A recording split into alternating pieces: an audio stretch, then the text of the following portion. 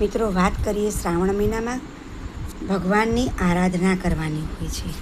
આરાધના કરવી એટલી પ્રેમથી કરવાની કે તમને પોતાને ભગવાનની પ્રેમ લક્ષણા ભક્તિ કરવી.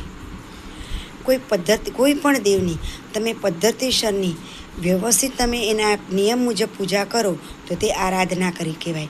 અને આરાધનામાં જો કડક નિયમ સ્વરૂપે કોઈ તમારી ઈચ્છા પૂર્ણ કરવી હોય અને તમે એવી જીદ હોય અને એ જીદને પૂરી કરવા માટે જે તમે નિયમ કડક રાખો તો તેને સાધના કહેવાય છે.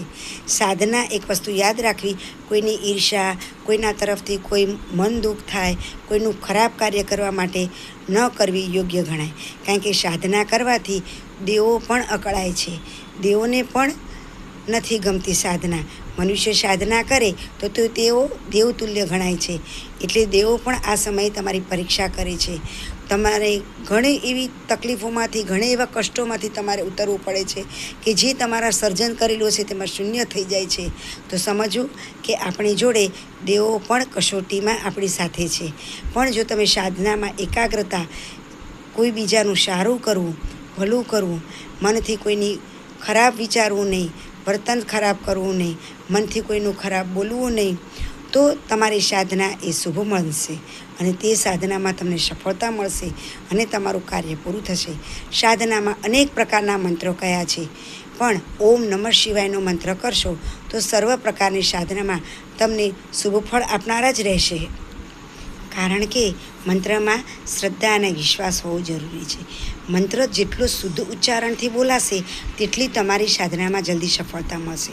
તો સાધનામાં સફળતા કેવી રીતના મળે વાત કરું તો જેમ જેમ તમારી મંત્રોની સંખ્યામાં વધારો થતો જશે, એટલે કે આજે તમે 100 માળા કરી, કાલે 200 માળા કરી, તેમ જેટલા તમારા મંત્રોની જપ સંખ્યા વધતી જશે તેમ તમારા શરીરની અંદર તમારી સૂક્ષ્મ ગ્રંથિઓ, ષટચક્ર તેમજ તમારી શક્તિ કેન્દ્ર ઉપર પડે છે. એટલે કે સૂક્ષ્મ જગતનું શક્તિ કેન્દ્ર જાગૃત બને છે અને આ શક્તિઓ તમારા શરીરમાં એવો પ્રભાવ પાડે છે કે કોઈને એમ થાય કે આ જાદુ છે.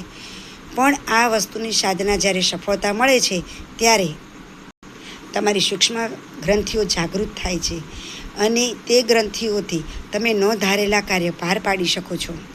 સુસુપ્ત શક્તિઓ જાગૃત થવાથી અનેક પ્રકારની સિદ્ધિઓ મળે છે, અનેક પ્રકારની ચમત્કારિક કાર્યો તમારા થાય છે.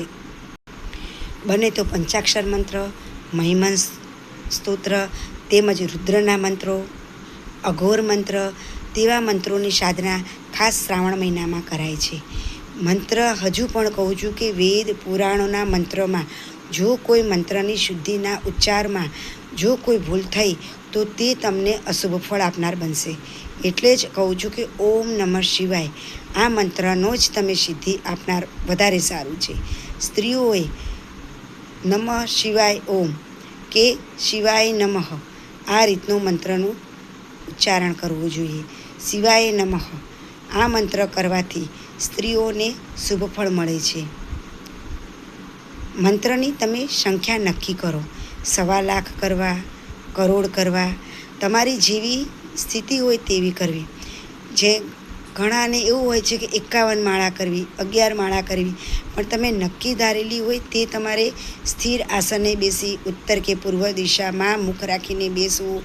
જે પ્રમાણે ભગવાનની શંકરની 4 પ્રહરની પૂજા કરી શકાય છે તો તે પ્રમાણે શ્રાવણ મહિનામાં તમે એ પ્રમાણે પૂજાનો સંકલ્પ કરી અને બીલીપત્ર, ભસ્મ, રુદ્રાક્ષ, શંકરના બીજા અનેક એવા છે તેના બિંદુઓ છે તે પ્રમાણે તેની પૂજા અર્ચન કરો.